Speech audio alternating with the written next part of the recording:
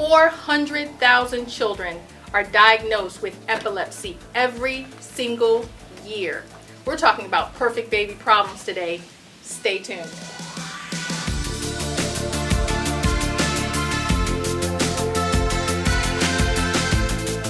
Disability Life TV is sponsored by Connor Dental Associates. Hello everyone, my name is Yvette Pegues and you're watching Disability Life TV. We have special guests today, starting here to my far right. We have Devin, we have Selena, and we have Christian. This is such an amazing and beautiful family, and we're here today to talk about something that 400,000 families have to deal with. It's called epilepsy. But before we get into the details of how this perfect baby was born and how far he's come since I met him the first time, we're going to introduce you to his amazing parents. I just have to tell you, as much as I love Christian, who we call Chris, as much as I wanted to hold and kiss this baby all day, I was most proud of his amazing parents. They can tell you themselves, but I just have to say that they're on the show today because I love them. I love their sweet baby, and I want you to hear about their daily tragedies, right? Every single day is a new challenge that the two of you face with such amazing courage. So Devin, tell us a little bit about you. Let's get to know you first. We were so into Christian when I met you guys that I didn't get to know the two of you. Tell me about yourself. Well, I'm from a small town, South Georgia. Okay. And I ain't gonna say I had a hard life coming up. It's, it's average, I guess. Just life, yeah. But I ended up moving closer towards West Georgia, and I met Selena in high school. Went to Dawson Street. Okay. It's a private school. Okay. And from then, it was just... Go ahead, say it. Love at first sight. We were friends for a while before we got closer. But, over time, we gradually got closer. She started college, and, things kind of went from there. I see. I can see that in both of your eyes. Selena, tell us about it. Fill in the blanks for us. Guys talk man. It's really just unexplainable, really, because how everything played out. Like, I didn't really expect it to play out that way, right. But, it played out pretty well, considering, what we have now today. So were you born here, too? No, I'm actually from Manchester. It's a small town, too, not too far from here. Okay. But I grew up in church, kind of like I have a religious background. Got it. So, I basically had a regular, normal life. Siblings, either of you? Oh, I have a huge family. Tell us about it. How many? I have 11 sisters and 2 brothers. What? Oh, they got a big family. Whoa. So did you have to go through all of that before they accepted you as part of the family, or did you always... The acceptance process. Yeah, that was kind of, that was kind of hard. Yeah. With one older brother, you have a challenge, but... What? That many? I know. That's what I was thinking. It was a handful at first, but I guess I'm a pretty likable person. I think pretty so. likable guy. So I think so. I think I kind of won him over as time went on. But at first, it's always like, oh, you better not hurt my sister. This That's and right. That, Yeah. Then That's talks right. with Dad, and Oh my you know how that goes. I do. How about you? Siblings, family members? I do. I have 3 sisters from my mom. I'm the oldest out of her 4. Okay. And my dad, he has like 7 or 8. So you're in the 11 double-digit stage yourself between both sides of the family? Yeah. Wow. Okay. So the reason that's important is because I want to know, does anyone in either of your families ever diagnosed with epilepsy, ever had any type of epileptic issues or... I had seizures when I was younger, okay. But they were only from fevers. But I didn't have them to his extent. Like, my parents only told me I had like 3 or 4. Okay. And they came from fevers, but never to like his extent of being disabled. So when your temperature was raised, then you were at the point of, I guess, over 100 degrees or whatever. That's when you were having seizures. Correct. And it only happened just a few times when you were very young. Right. So how about you, Devin? I ain't never had no serious issues. Never had a broke bone or anything like that. Wow. I mean, I'm blessed. You are. None of my siblings. I mean, we really don't really get sick. Don't take too much medicine either. I love that about you. But yet you've spent the last 4 years in the hospital. Well, So, Chris just turned 4 pretty recently, right? no, Three. Three. Yeah, Okay, I'm trying to make him older because he was 2 when I met him. Now he's 3, and he has an older sister. How old is his older sister? She's 6. 6 years old. She's 6. Perfectly healthy. Yep. No seizures. Nothing. No Right? Got it. So the reason we're trying to get through the details, and I thank you guys for following me through because it may sound like, okay, where's she going? Perfect baby problems is the name of this episode because Christian is a perfect baby. And you two, at around the 3-month stage, found out that there was some differences in his perfection. He had 10 toes, 10 fingers, right? The same thing we check, right? Okay, he's got all his toes, he's got 2 legs, he's got 5 fingers. He's our perfect baby boy, our first baby boy. And then something changed. We're going to talk about exactly what changed, what happened at the 3-month marker, and we're going to break just before we do that for our sponsors.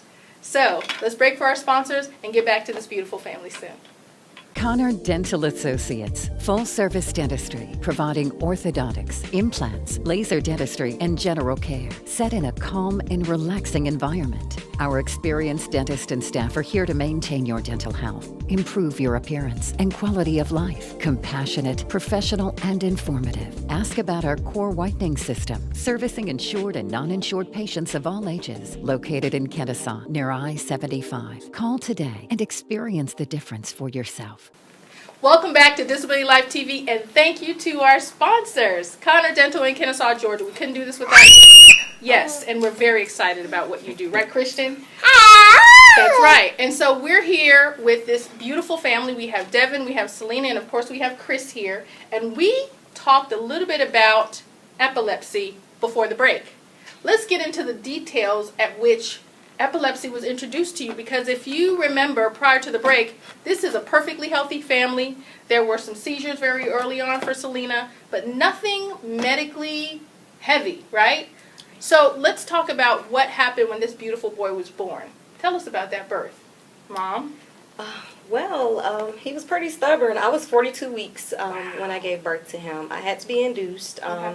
He came out perfectly healthy. I left the hospital normally after 2 days. Okay.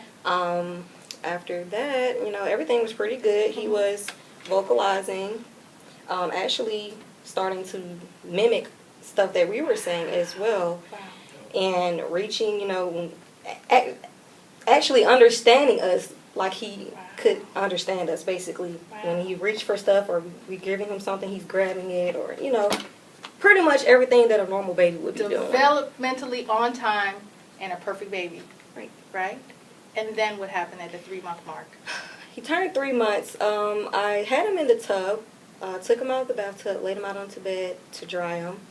Next thing I knew, his sister was there with me. One of his older sisters was there with me, and we were drying him, and he started shaking. So she was like, it looks like he's having a seizure. So I was like, I was in shock. Of course.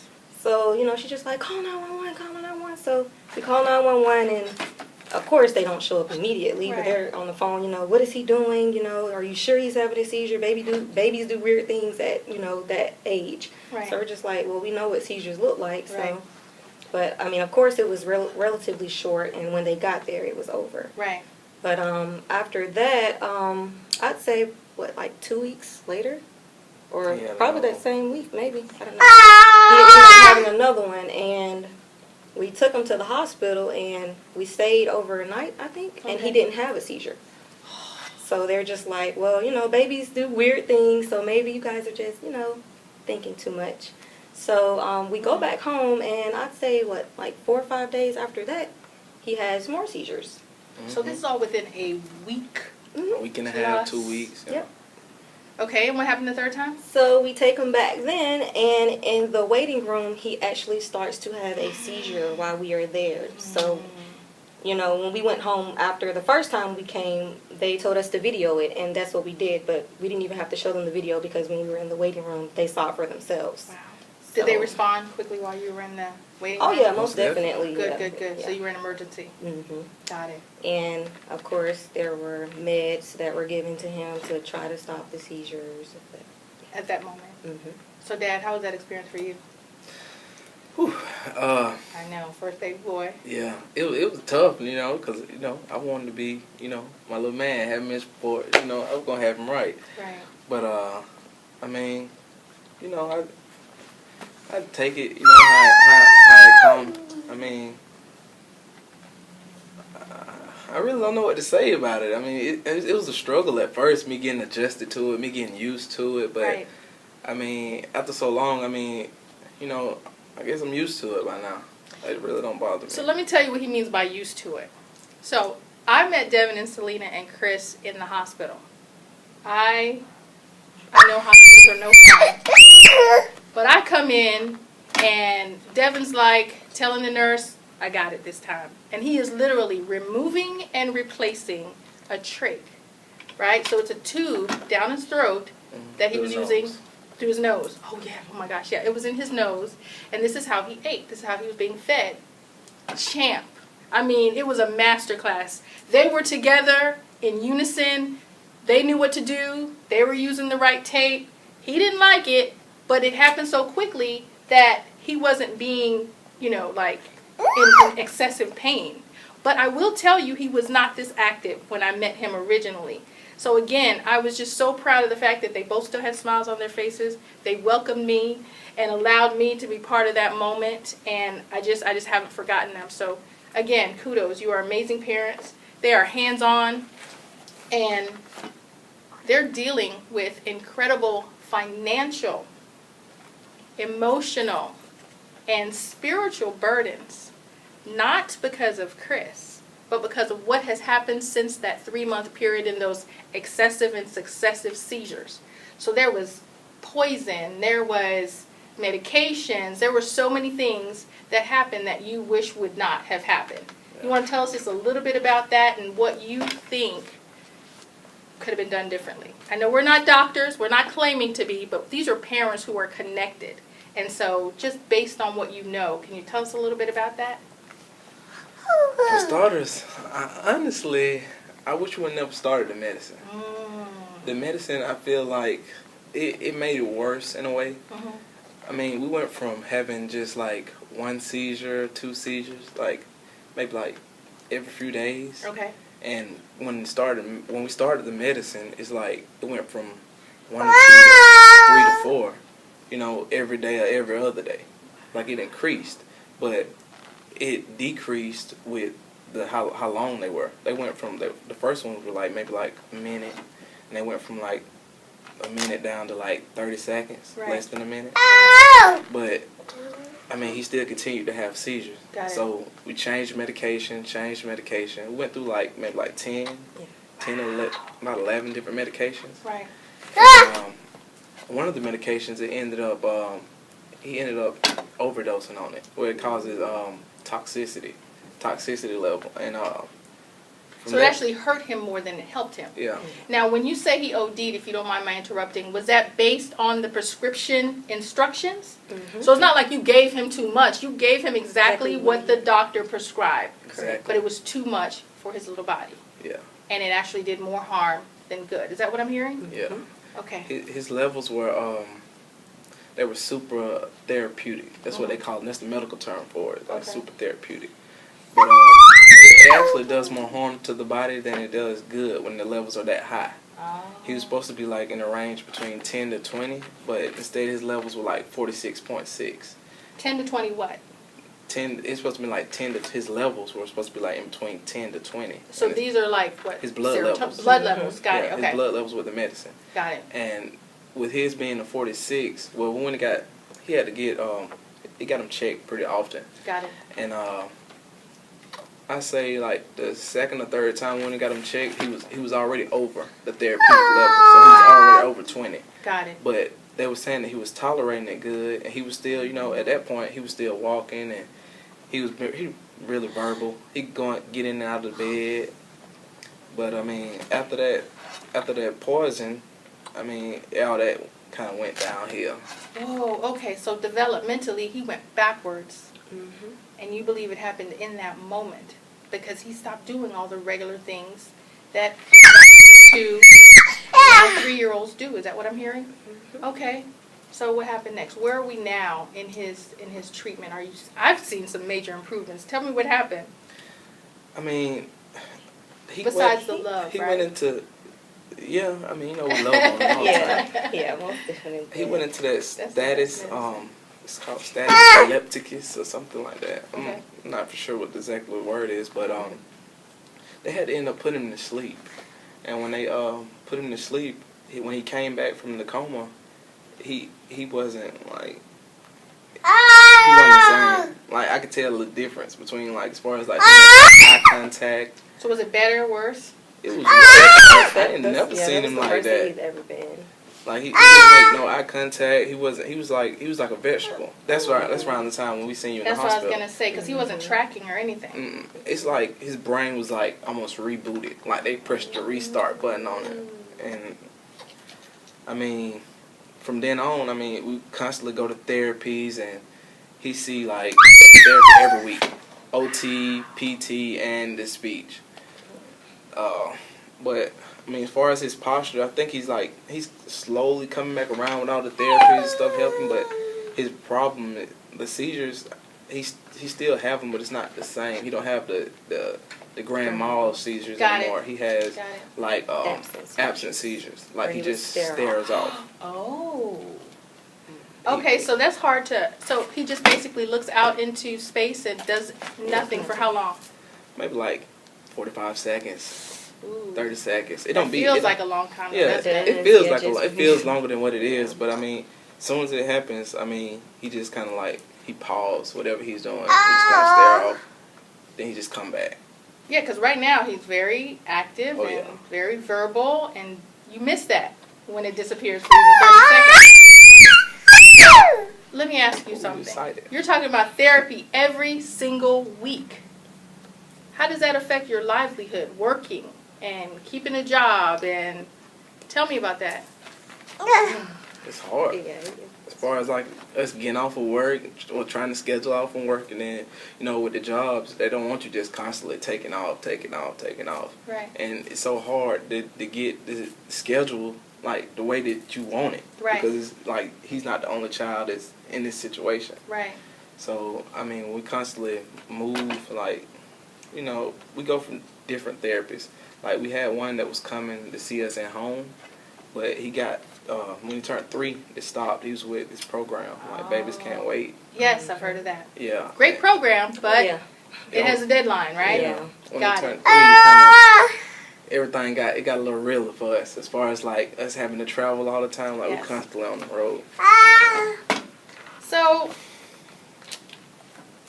I can say that I can relate in so many ways because our family believes we have something called, you've heard of PTSD, right? We have PTDD, which is post-traumatic debt disorder.